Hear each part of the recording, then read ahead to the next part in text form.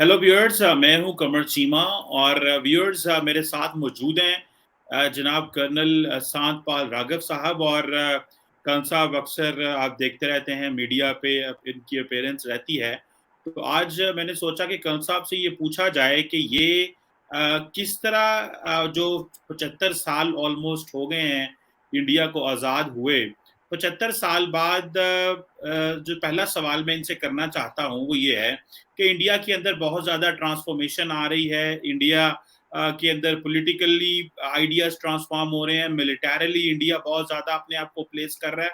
तो ये कर्नल साहब ये बताइएगा कि अगर मैं ये पूछूं कि 75 साल पहले और 75 साल बाद आज अगर आप अपनी फौज को एनालाइज करना चाहें तो आप किस तरह एनालाइज करेंगे? ये मेरा पहला सवाल है। आप कितनी मॉडर्नाइज फौज समझते हैं, इक्विपमेंट के हवाले से, मॉडर्नाइजेशन के हवाले से और रिसोर्सेज के हवाले से? जरा काइंडली हमारे व्यूअर्स को जो है वो जो एनलाइटन करें प्लीज। जी, बहुत ही अच्छा क्वेश्चन है सर आपका। अगर आप पास्ट में जाए 1947 के अंदर, हमारी आर्मी की ट्रेनिंग, एयरफोर्स की ट्रेनिंग बिफोर 47 और नेवल की जो हमारे ब्रदर पाकिस्तान है, जो ऑफिसर्स है, almost we have the same system, but we have graduated from that to the modern army with technology. And world के आप भी ऑपरेट कर रहे हैं सचिन में, हम लोग भी कर रहे हैं। वर्ल्ड में हमने ये दिखा दिया है कि हमारा एक आर्मी को टू एंगल से देखा जाता है, एक मॉडर्नाइजेशन मैन और मशीन से। आज हमारे मैन जो है फुल ऑफ जोश, जज्बा, प्रोफेशनल ट्रेनिंग, प्रोफेशनल कॉम्पिटेंस और इक्विपमेंट, जो आज हमने इक्विपमेंट मॉडर्नाइज आर्मी के पास है, ऑलमोस्ट हमारे पास है। और सुपीरियर इक्विपमेंट जिसके पास था, जो हम लड़े थे, हमारे पास में उस टाइम इंफीरियर इक्विपमेंट था, लेकिन जोश और जज्बे से हमने वो एक प्रूव किया। दूसरी बात मैं आपको बताऊं, जितने भी हम पीस कीपिंग मिशन में जाते हैं, इंडियन आर्मी को वो बहुत डिमांड पे है। हम ह्यूमन राइट वायलेशन नहीं करते हैं और रिहेबिटेशन लाइक सोमालिया और आईपीकेएफ, सूडान, और जितने भी मिलिट्री ऑब्जर्वर जाते हैं, तो वर्ल्ड में यूएन को एक भरोसा है। और मशीन जो आज हमारे पास एयरफोर्स में है, लेटेस्ट टेक्नोलॉजी के साथ राफेल, और जो शिप्स हैं उनकी modernisation, surveillance equipment and domination, और जो इंडिया ने लो कॉस्टिंग पे वर्ल्ड की कंट्रीज के साथ एग्रीमेंट्स भी बनाए हैं कि हम वहां पे आएंगे, अपने लॉजिस्टिक्स लेके नहीं आएंगे, उनके लॉजिस्टिक्स यूज करेंगे और उनकी वेपन भी यूज करेंगे। ये हम एक एग्रीमेंट पे गए हैं और हमने टी टू टेल रेशियो उसमें बहुत ध्यान दिया है, मिलिट्री ट्रेनिंग में बहुत ध्यान दिया है। तो हमारी वर्ल्ड क्लास फोर्स है 21st सेंचुरी की। आपने लेटेस्ट एशिया के अंदर जो चाइना है, गैल्वेन में आपने देखा है, पूरे विश्व ने देखा है। और हमने जो भी एयरफोर्स के ऑपरेशंस भी किए हैं और नेवल के भी जो किए हैं, वो अपने आप में एक वर्ल्ड क्लास है। और यही जज्बा और जोश हर देश के लिए होना चाहिए, हर सैनिक में होना चाहिए, देश की सुरक्षा के लिए। बिल्कुल ठीक है। अच्छा कर्नल साहब ये बताइए, ये जो इंडियन आर्मी जो अंदर सीडीएस बिपिन रावत, जो ये इंटीग्रेटेड बैटल ग्रुप्स की बातें हो रही हैं कि सारी जो सर्विसेज हैं वो आपस में मिल जाएंगी और जो है वो एक 5,000 से 7,000 के करीब जो है वो एक ग्रुप बनेगा आईबीजीज का, जो कि कैपेसिटी रखेगा चाइना पाक इंडिया चाइना बॉर्डर पे और पाक चाइना बॉर्डर पे ऑपरेशंस करने के लिए। How do you see this? ये कॉन्सेप्ट की क्यों जरूरत पड़ी? ऐसा क्या हुआ है कि जो आप समझते हैं ये आपकी आईबीजीज बनाने की जरूरत पड़ी? जी देखिए, जब से सीडीएस साहब आए हैं और वर्ल्ड के अंदर जो हमारे नेबरिंग कंट्री है लाइक चाइना, वो उनका थिएटर कमांड है। पहले जो चीफ ऑफ स्टाफ कमेटी का सीनियर मोस्ट मेंबर ऑपरेशन को कोऑर्डिनेट करता था, इन्फेंट्री को या आर्मी को जब लॉन्च किया जाता था तो एयरफोर्स का सपोर्ट मांगा जाता था। तो चीफ ऑफ स्टाफ कमेटी ये डिसाइड करती थी और एयर चीफ डिसाइड करता था। नाउ जो पड़ोसी देश चाइना है, उनका थिएटर कमांड सिस्टम है। हम लोगों ने भी we are moving gradually to the theatre command system, and general Vipin Rawat ने इसको एक टारगेटेड डेट बनाई है और इसको फॉर्मुलेट कर रहे हैं। और अभी हमारे इंडिया का जो हम कहें थिएटर कमांड जो अंडमान निकोबार में है, वो भी एक मॉडल है थिएटर कमांड का। थिएटर कमांड में रिसोर्सेज एक ही कमांडर के पास होते हैं, आर्मी, नेवी, एयरफोर्स के। तो इससे कॉस्ट इफेक्टिव भी है और बैटल इफेक्टिव भी है। He can plan within his own resources to combat, and जो थ्रेट परसेप्शन है, he can plan independently the operation and effective operation launch करें। इसके अलावा जनरल बिपिन रावत ने इंटीग्रेटेड बैटल ग्रुप के बारे में भी, when he was a chief of the army staff, he has put the things as a military study कि at dim size force में सारे जो एलिमेंट्स हैं वो उनके पास हो और इंटीग्रेटेड बैटल ग्रुप जो है वो सेल्फ रिलायंट हो किसी भी एक्सेस पे अटैक करने के लिए। तो ये सब कंसेप्ट मॉडर्नाइजेशन आर्मी के अंदर आ रहा है। बिल्कुल ठीक है। तो कल साहब हमें ये भी बताएं कि ये जो रिसेंटली पता चला है कि जो इंडियन नेवी को बहुत ज़्यादा एक्सपैंड किया जा रहा है, जिसमें ये बात चल पड़ी है कि इंडो पैसिफिक में इंडिया की अपनी इन्वेस्टमेंट्स हैं, वो अगर नेवी पे इन्वेस्टमेंट ना की तो जो मगरबी दुनिया है, अमेरिका है, जो क्वाड के ममालिक हैं, वो बहुत ज़्यादा एक्सपेक्टेशंस लगा के बैठ गए हैं इंडिया से। सो आप क्या समझते हैं कि इंडिया इतनी नई नेवल इक्विपमेंट और इतना एयरक्राफ्ट कैरियर और ये सारी अफोर्ड कर सकता है when there are serious challenges of poverty, unrest, corona की वजह से मामलात खराब हुए और एजुकेशन के इश्यूज हैं। आप समझते हैं कि इंडिया की ये जो इन्वेस्टमेंट्स होगी मिलिट्री मॉडर्नाइजेशन में और जो आर्मी से पैसा हटा के नेवी पे लगाया जाएगा, इसको how the armed forces and how the army officers and other जो एयरफोर्स और नेवी के लोग किस तरह देखते हैं इसको, and you as a retired colonel how do you see this and your colleagues? जी सर, आप अगर जो हमारा एडवर्सरी है चाइना, आप साउथ चाइना सी में एक थ्रेट है, एंड आप देख रहे हैं अमेरिका को भी लास्ट वन ईयर ही इज ऑन पेट्रोलिंग, एंड उनके जो नेवी है they are regularly patrolling this area. और हमारे पैसिफिक में हमने भी रेगुलर एक्सरसाइज की है, मालाबार एक्सरसाइज की है, क्वेड के साथ में भी हमने स्ट्रेटेजी बनाई हुई है। और जो साउथ चाइना सी में जो चाइना का थ्रेट है, जो आइलैंड्स है, वो बड़े डिस्प्यूटेड है और ये हमारे लिए प्लस पॉइंट है जो मलक्का स्टेट, क्योंकि चाइना को यहां से गुजरना है।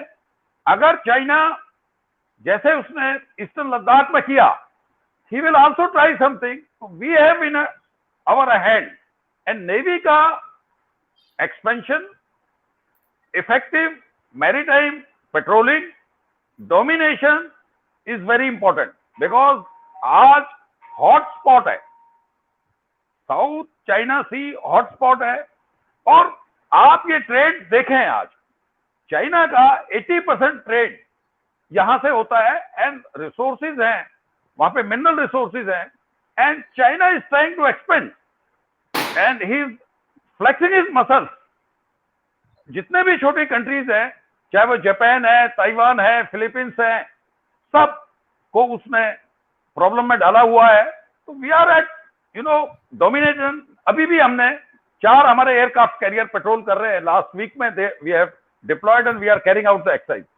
सो नेवल पावर चाइना भी अपना बढ़ाया है, उसने अपना आर्मी का, आप देखें last 1 year he has cut down and he has invested in his naval resources, maritime resources. So we are also doing it. Yes, you are very right. During this COVID time, the problem of funds are there throughout, economy is in recession and all that, but national security is more important. Okay, national security is more important, आप ये कहते हैं। अच्छा, ये भी बताइएगा कि ये जो मॉरिशस में एक एयर जो नेवल बेस की बातें हो रही थी, कल साहब, इससे इंडिया क्या पैगाम देना चाह रहा है? इंडिया एक एक्सपेंशनिस्ट पावर है after 75 years of its history. क्या इंडिया जो है वो समझता है कि इसको अपने फुटप्रिंट्स इंडो पैसिफिक में एक्सपैंड करने चाहिए? ये अपने आप को इंडियन जो स्ट्रेटेजिक थॉट है, या इंडियन जो मिलिट्री का, आर्मी का, या आर्म फोर्सेस का जो थॉट है, उसमें ये बात कहाँ किस हद तक है कि इंडिया एक एक्सपेंशनिस्ट कंट्री है?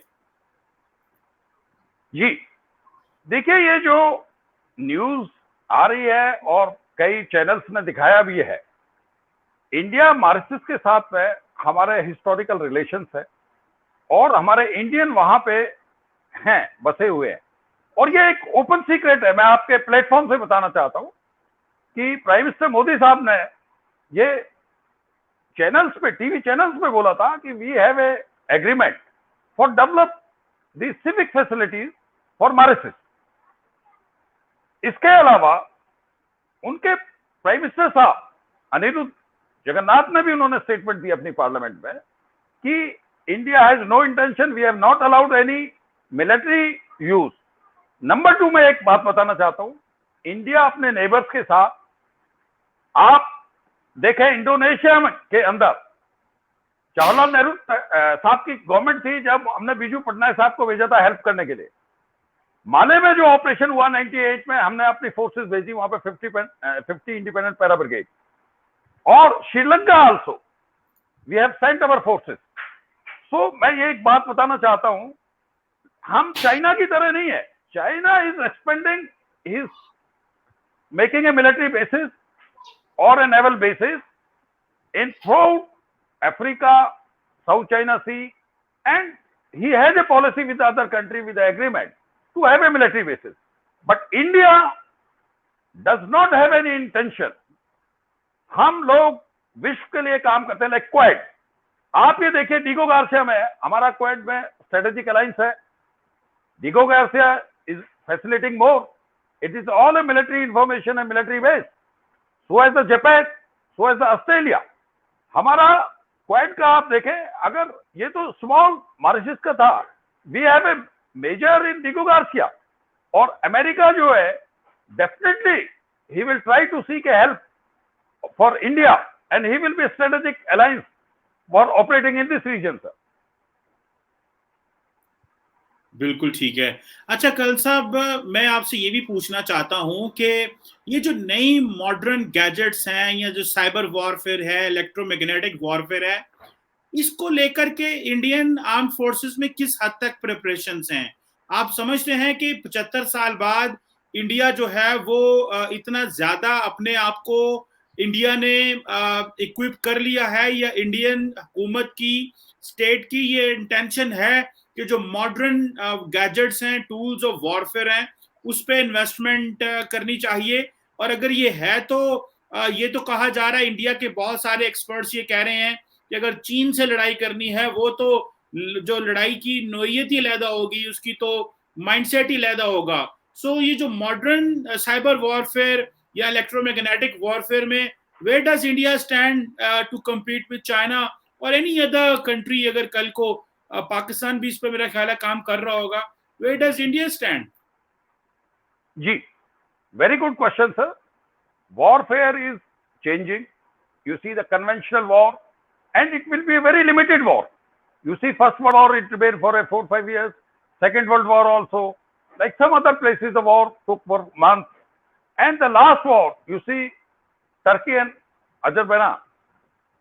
The latest use of the drone or cyber warfare also is very important. Space warfare also, the America has already developed the drone system, anti-shield like Israel, you see the Israel has gone for that. Now it is a total scenario, and world pressure is also on the countries for sanctions. So the war will be very limited. It will be a technological war. Cyber war is a very, very important, because all gadgets today in battlefield is a cyber, is a communication related. If they can strike that, they will be achievable. And the warfare system will be all together. Now it has been paved the way in the Israel, and so is the Azerbaijan. So our neighbors also, like a drone, they are using it. It's a modern technology. It's a, you see, the changement is always there. So we are equipped with that, sir, and we are working on that. And it's the latest technology in the war. And war will be ever changing, you know, systems, strategies, equipment, and the technology. बिल्कुल ठीक है। अच्छा, कल साहब ये भी बताइएगा, बस ये आखिरी सवाल आपसे करूंगा कि how much there is a motivation among the Indian youth to be the part of the Indian armed forces? Sir, as of today, you see, the last Vikram Batra, Captain Pandey, all last war was Kargil War 99. It was fought. It was a young officer. And it was a very, very difficult war. I assure you, sir, our country, caste, creed, religion से ऊपर उठ के, because जो war जो लड़ी जाती है वो नेशन लड़ता है। इस कंट्री का हर व्यक्ति जो यहाँ रहता है, जब देश में वॉर लड़ी गई है, कास्ट, क्रीड, रिलीजन से ऊपर उठ के लड़ा है, और काफी मोटिवेशन है। मैं आपको बताऊं, आप अब्दुल हमीद जी को देखिए, ब्रिगेडियर उस्मान साहब को देखिए, और जितने भी रिलीजन्स हैं, पारसी है, और इवन हमारे पास जनरल जैकब थे 71 में, ही वॉज ए ज्यू। तो हमारे जो मोटिवेशन लेवल है सर, वो नेशन की है, nation first, and everybody pledge is role. It's not the army, it's all civil citizen, और जो भी बच्चा है वो जोश के साथ और जज्बे के साथ होते हैं सर। ये बहुत ही हमारे देश की एक गरिमा है, गौरव है, और देश पूरा एंजॉय करता है पेट्रियटिज्म में सर। बिल्कुल ठीक है। थैंक यू वेरी मच कल साहब for explaining us and making us understand 75 years of India and how much Indian armed forces are ready and how much they are prepared and how they are preparing themselves for looking at the challenges. Thank you very much. Thank you, sir. Thank you.